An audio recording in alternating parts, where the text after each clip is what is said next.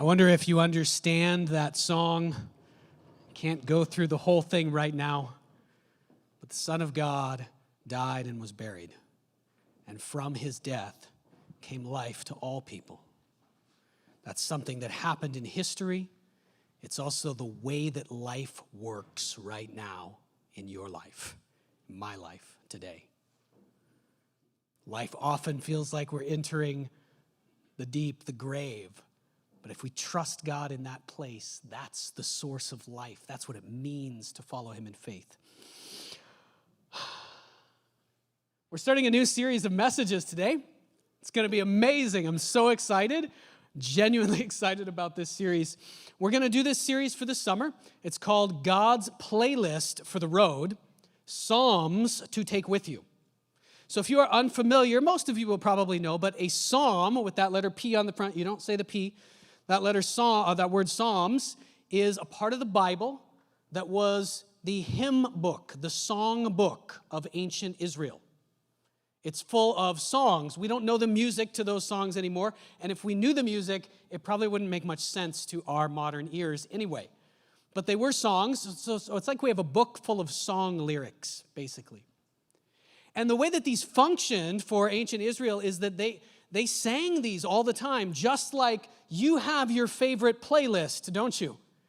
And what is it like sometimes when you're maybe discouraged or you're having a hard time or whatever is happening in your life, you just kind of blank and you play one of your favorite songs, one of those songs that's been with you all your life, perhaps, and it lifts you up. The psalm that we're going to look at, there's a number of these psalms that are called songs of ascent. That means songs of going up. And the Israelites would sing these songs as they went to Jerusalem for the festivals that they would have. Big parties, but also times of worship. That was one and the same thing for them. And Jerusalem is a city on a hill. And so when they were walking toward Jerusalem, they were going up. Not only literally, physically going up, but metaphorically going up as well. They were trying to raise their eyes to God. Okay, so we're going to look at a particular psalm today, and we're going to be, in this series, we're going to be encouraging you to find a psalm to take with you, to find one that you're going to sit in and allow it to change you over time. We'll talk about that more as we go along. But we always begin with an illustration, and so illustration is like a story or something like that, and then we use it. It's Grad Sunday today. This will also be a message to the grads. It's going to be great. All right, so here's my illustration. Once upon a time, in a land far, far away, I graduated from university. I actually graduated from university. A couple of people in the room today were there when I graduated from university. My parents are here today. You can give them a round of applause. And so I'll tell you more about that later. But so after I graduated, I had a bunch of big questions for God after I graduated from university. And this was down in Louisiana where I graduated. And so I went on this sort of epic road trip by myself. And on the road trip, I was just asking God basically for direction and to answer some big prayers in my life. And I had a unique experience, an experience that just is burned into my memory and really who I am in a lot of ways. I would camp different places. I had a little tent in my car, and I would camp different places on this road trip across the southern United States and then up the West Coast. And one of the places that I stopped was on the border of Texas and New Mexico at Guadalupe Mountains National Park. Has anyone been there? Probably not. It's obscure. You have to drive through just bleak desert for hours and hours to get to this place. Like you drive past nothing so much that you're thinking, it's like many places in Canada, like if some places in the prairies you're driving through and you're like, I'm glad that I had my car checked out before I started this trip because otherwise I might be stranded in the middle of nowhere. So you drive through the middle of nowhere for hours and hours and you end up at Guadalupe Mountains National Park and it still looks like you're in the middle of nowhere, doesn't it? And you look up at these mountains. The psalm that we're going to look at today is going to talk a lot about mountains. And it looks like there's nothing there, actually, in this case. And so I got out of my car, and you can hike up into these mountains, and so I did. unwisely, I wore sandals on this hike. That's important for later in the story. Don't go hiking in sandals, young adults. Take a lesson from me when I was a young adult. Get some hiking boots. So I hiked up these mountains by myself with my backpack in sandals. And here's what happens after you hike for hours and hours up these bleak mountains. That's what happens. On the top of these mountains, after you get over several peaks in Guadalupe National Park, is sort of a prehistoric forest that's still there. It actually, in some ways, here's another picture. Look at that. This is what's on top of these mountains. This is what it looks like from the bottom. It looks like I'm not going up there. Why would I go up there? I'm just going to hike to the top of nothing and still be nowhere. And then you get here. And here's a picture of some of the trails and toward the campgrounds. There's little campgrounds up there that you can only get there by hiking hours and hours. It almost looks like British Columbia, doesn't it? It's not quite as wet as British Columbia, but it is astonishing. So here at the top of it, down in the bottom, we're just singing that song, down in the valley, it looks like there's bleakness, nothingness. But if you take the time and the energy to focus yourself and hike up to the top of those mountains and over the peaks, this is what you find. This for me was a song of ascent, a moment of ascending in my life. It burned into my mind this fact that in the hard times, when it looks bleak and like there's no way forward, if you put your faith in God and you pursue Him and you climb the mountain, you will find good places. God will restore you and bring you to, we're going to look at Psalm 23 later in this series, green pastures and quiet waters. Now, on the way down, I'll tell you another thing that happened because it's going to connect with this psalm. On the way down, now I'm walking through all these trails on these bleak hills and cliffs on my side. And I was moving kind of fast. I was really happy on the way down. And there was a tree had fallen in front of me. And I was almost running as I went down with my backpack on. And I went over this tree. And all of a sudden, behind me, I heard hissing and a rattle. And I turned around, and I had set my foot within 6 inches of a large rattlesnake. And in that moment, I felt God's Spirit speak to me. I had actually been meditating on Psalm 121, which is what we're going to look at in a moment. And I felt God speak to me through His Word, and He said, I will guard your life. I will keep you from all harm. Amen. All right, let's jump into this series. Are you guys excited to look at some Psalms? Some Psalms for the road. So I've already kind of introduced the series. As we go through these over the next 12 weeks, we're going to have a couple different people who will preach as well. Tyler, our youth director, is going to be preaching next week. It's going to be amazing. We're going to have Dale Albertson down later in the summer. Both of those are going to be really good. So look forward to that. And as we go through these, what I want you to do is think about each of these Psalms. Some of them are going to speak to you more than others. And I want you to think of it almost like you're listening to a playlist, like you're listening to some music, and one of those songs is just going to strike you. And we're going to encourage you to pick one of these, choose one of these as we've gone through the summer, and put it on repeat, or put it into your regular playlist in your life as we go forward. So that might be Psalm 121 today. It might be one of the Psalms that comes later. It might be that you start out with one and you change to another later. All that is okay. But we're going to encourage you to take one of these Psalms with you for the road of life. Okay. Here's kind of the outline of the series. Picture the Psalms as your go-to playlist, always ready to lift your spirit and calm your heart. We're going to explore 12 of them, 12 very famous Psalms. And we're going to start with a very, very famous one today. The title of today's message is, Don't Forget to Look Up. Don't forget to look up. Okay. Psalm 121. Now, who is familiar? Raise your hand. I'm just curious. Raise your hand if you are familiar with Psalm 121. Like you would know kind of what's in that psalm. All right. Some of you, it's very likely that many of you will have heard this psalm before when we read through it in a couple of minutes. And raise your hand if you are like, it's already on my playlist on repeat. I've got this psalm memorized, and I probably think about this psalm once a month at least. Okay. Awesome. So Psalm 121 is extremely famous, and I'm about to play a short video for you.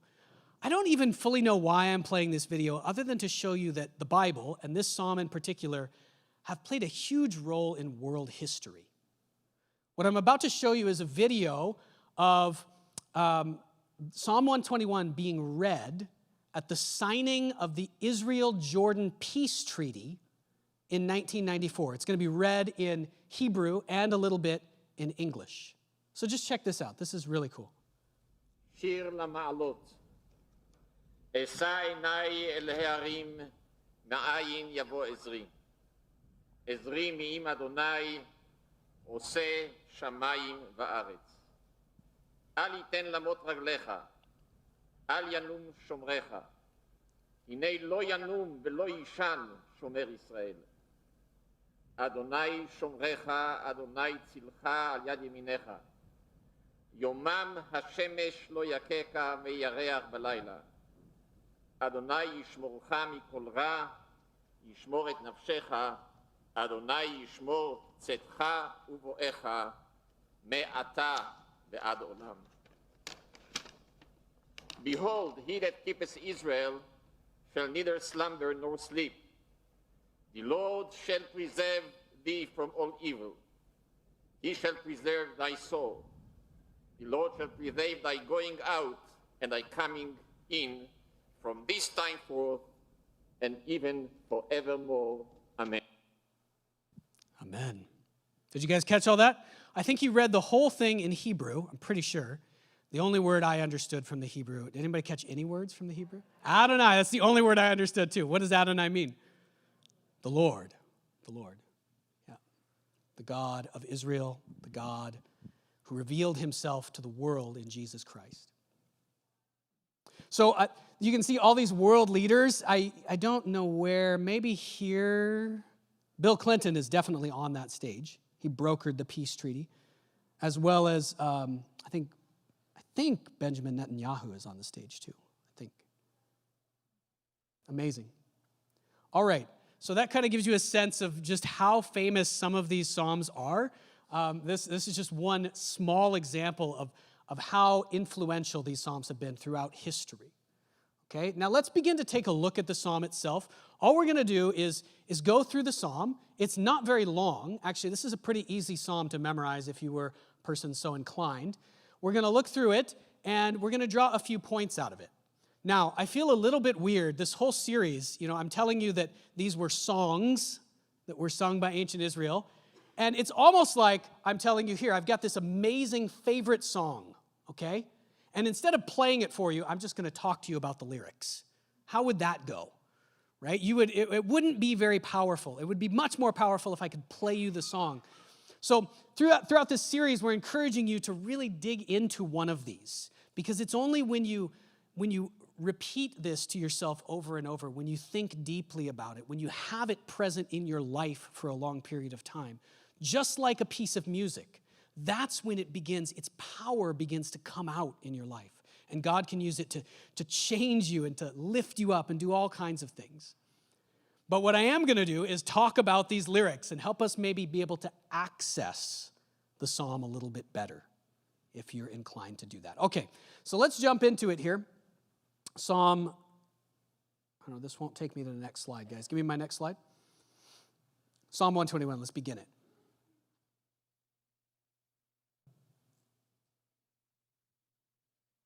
Okay, the title, so the first point, you can write this down in your notes if you're trying to fill in those blanks. I was trying to get people earlier to do a guessing game of fill in the blanks. Nobody got it right. Okay, so the first one is stop and look up. Stop and look up. And we're going to draw this point out of the beginning of Psalm 121. Okay, so here's how it begins. It says, I lift up my eyes to the mountains. Where does my help come from? My help comes from the Lord, the maker of heaven and earth. Now, there's a lot packed into these two verses. You probably read those. This is much like a song. Like I told you, you read those and you're like, okay, yeah, okay.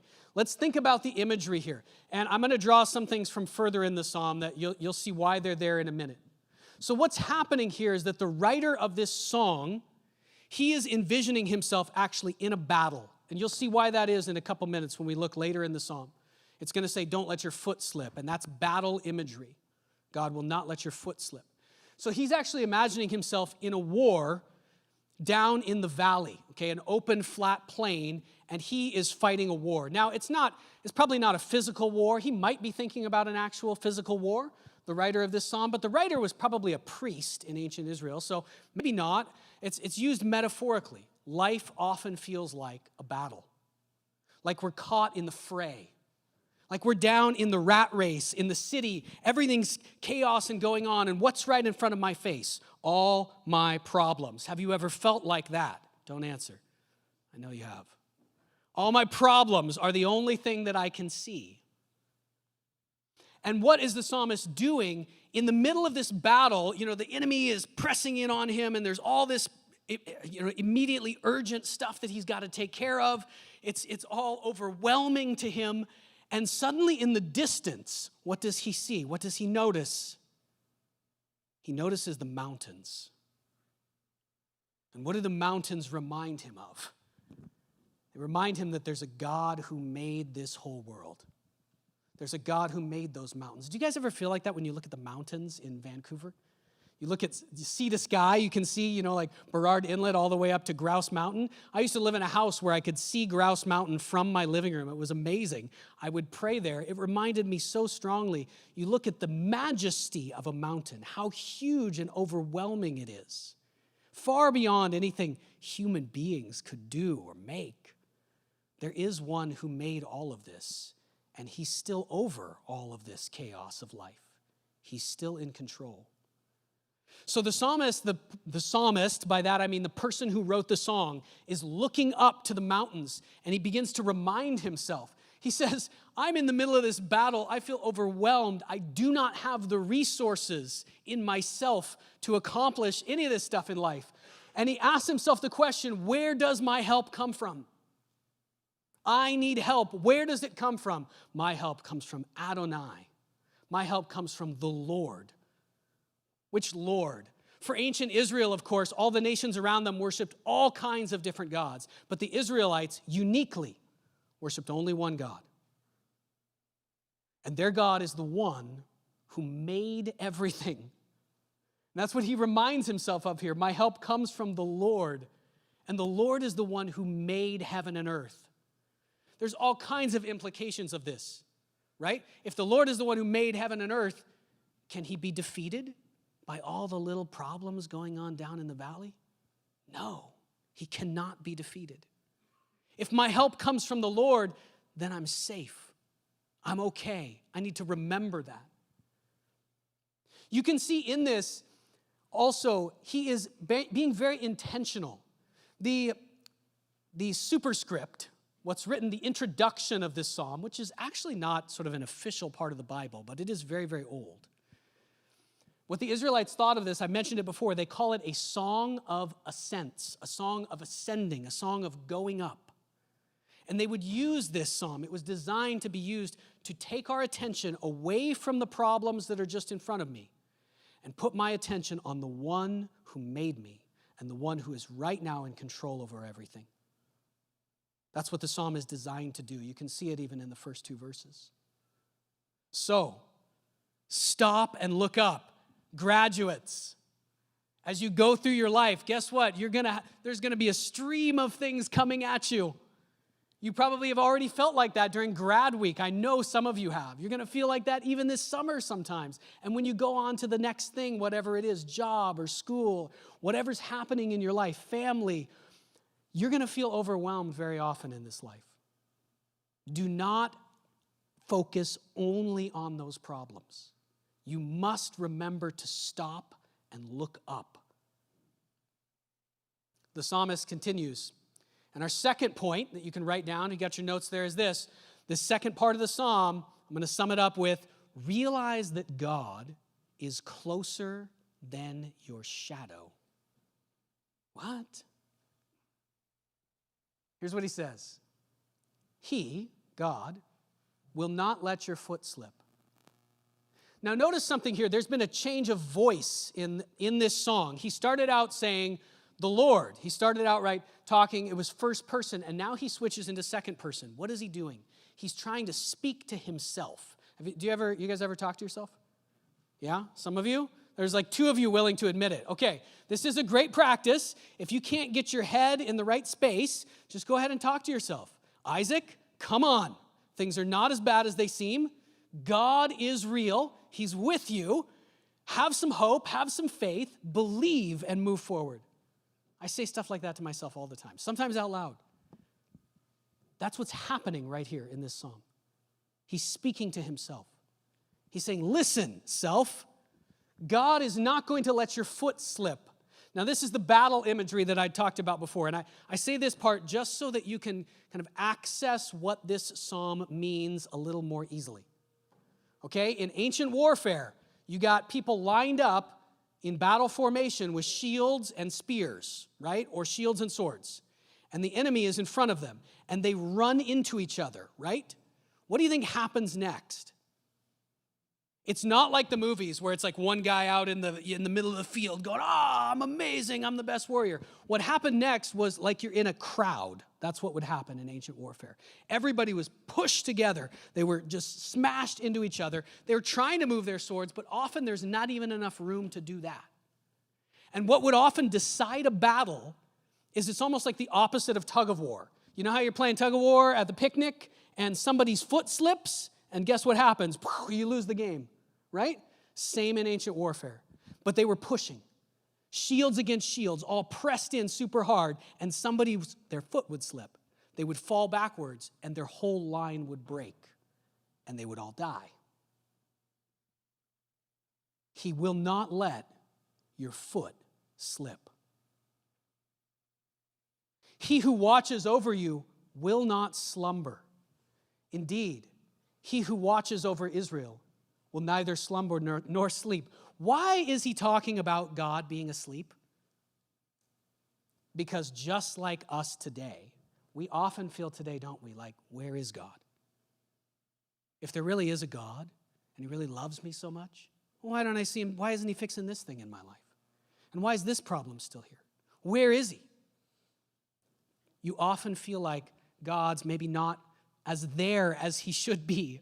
I don't know if you think of it like, what, is he asleep? But this was common for the Israelites to feel this way. And so he's saying, no, God does not sleep. He is constantly awake and alert, paying attention to everything that you are doing. This is one of the main points of Jesus. We'll get to this more in a minute. Look what he says next. The Lord watches over you. The Lord is your shade at your right hand. So this is why the point. God is closer than your shadow. This is the imagery that the songwriter is using to think about God. You might just read this. If you just read the psalm once so you can finish the Bible, you might not catch this at all. How close is your shadow to you? Is it there on the ground? The Lord, he says, is your shade at your right hand. So we're imagining here that, on your left side, you've got the sun. On your right side is your shade side, right? And anything that's placed on your right side is in your shade, isn't it? No matter how close to you it is. How close is the shade at your right hand? Infinitely close. God is closer to you than you can imagine. This is one of the main points that Jesus then repeats and brings even more strongly into the world, right? Jesus said things like, God knows every hair on your head. What does that imply? That he is paying closer attention to you than even you are paying to yourself. By a little bit? No, by a long, long way. In some sense, God is he cares about you personally, you as an individual, so much. Whether you believe in Jesus or don't believe in Jesus, whether you even know that God is real or not, God is paying so much attention to you. In some sense, he's paying infinite attention just to you. This is one of the main points that Jesus brought in his teaching. God cares about you so much. He is so individually concerned with you that it's beyond imagination. He is closer. The Lord is closer than the shade at your right hand. This was the experience of ancient Israel. I don't know if I'll really read through all these verses right now. I think I want to move on a little bit faster. But the experience of ancient Israel is that this God called them out of Egypt. And then they would ask him things, and he would show up and do things for them. The Lord is your God who goes before you. He will fight for you, as he did in Egypt before your very eyes. There you saw how the Lord your God carried you, as a father carries his son. Look at the imagery they use. This isn't the ancient Israelites kind of making up or trying to get themselves to believe something. It's them talking about what they actually experienced. They knew nothing about God, and they thought actually there wasn't, the God of their ancestors probably didn't even exist or had nothing to do with them. And then he would show up and do things. And their experience, the way, when they tried to describe it, this God just showed up in our lives, and he was so with us that it was as a father carrying his son. I'll embarrass him right now. I have a super vivid memory of when Zach was 2 weeks old, and he would cry a lot as a baby. And I remember one night, a lot of you parents will have this similar memory to this, just walking back and forth for hours in our living room holding him so he wouldn't cry. He would cry every time I stopped for like 2 hours from 2 to 4 in the morning. Thank you, Zach. Really appreciate that. But that's the image. This is the way God carried the nation of Israel. And the message of Jesus, the gospel, as we talk about it, a huge part of that is this. God is right there wanting to do that, actually doing that with every single human being on earth. He is right there, closer than we can possibly imagine. All you got to do is lift your eyes up and seek him. You don't have to believe a preacher or even necessarily the Bible that God is real. Seek him and you will find out. That's a promise in Scripture.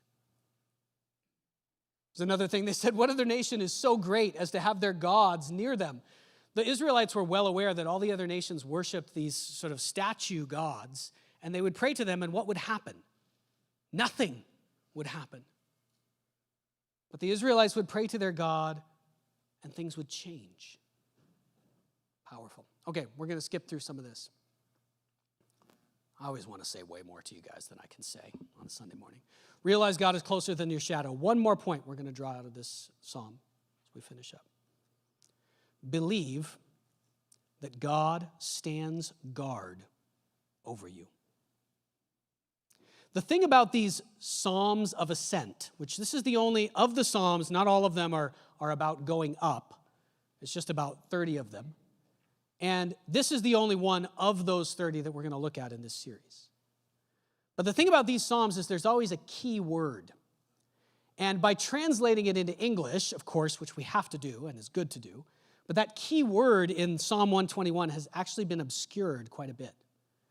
And so we're going to look at it again, and we're going to draw that key word out. Okay, so here's all of Psalm 121. Okay? I haven't quite read all of it to you yet. The Lord watches over you. The Lord is your shade at your right hand. The sun will not harm you by day, nor the moon by night. The Lord will keep you from all harm. He will watch over your life. The Lord will watch over your coming and going both now and forevermore. Amen. But now I'm going to give it to you in, this is going to be the Pastor Isaac translation version, okay? First of all, let me draw out the word that is repeated. So this is without any changes to the translation here. The word that is mostly in the New International Version translated as watches, this is all the same word. It's translated once as keep and a couple of times as watch. But I'm going to suggest a different translation so it all looks like one word. The word really means something like stands guard. It has two senses to it. It has the sense that God is wide awake, like we already talked about, and paying very close attention to you. And it also has the sense that he is active and ready to go to battle on your behalf whenever you need help.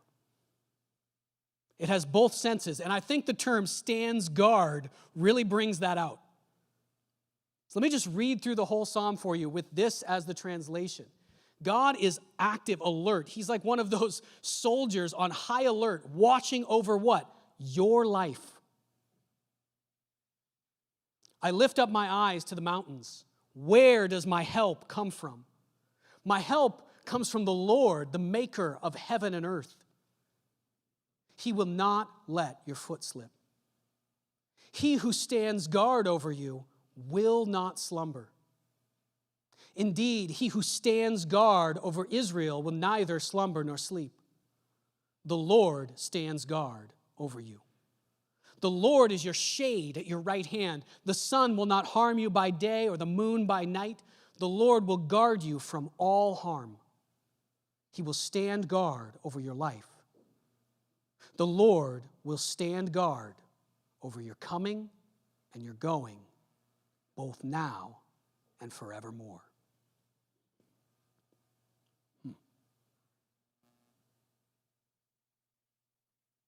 He's watching over your life, my friends. He's watching over your coming and your going. What does that mean? It means all the regular daily stuff that you do. This is exactly what Jesus was getting at with the hairs on your head are all numbered.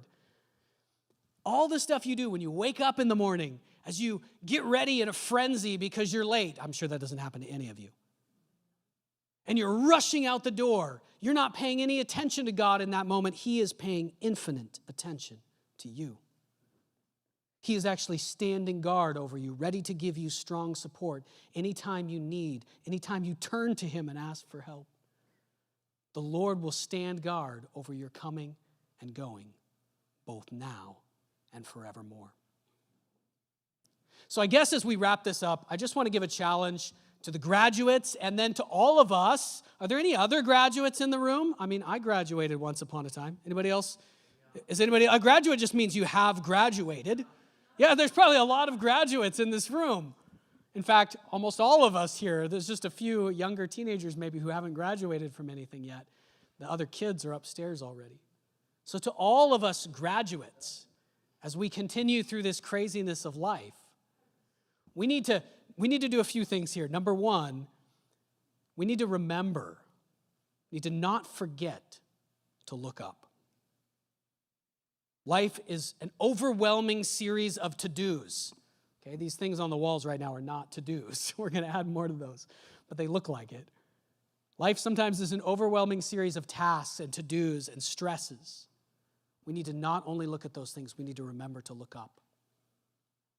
Graduates, we also need to realize the truth that God is not asleep and he's not far away, maybe past outer space or in some other dimension where we can never get to him. He is closer than the shade at your right hand. God is closer to you right now than the air that surrounds your body.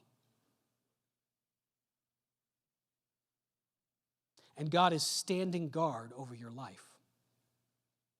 He is searching. He's searching just for people to turn to him and seek him. And he is more ready than we can imagine to deliver strong support, to show up in the life of anyone who turns to him from deep in their heart and says, I need your help. Please show up for me. He stands guard over your life, over your coming and going, both now and forevermore. Let's pray. We'll continue.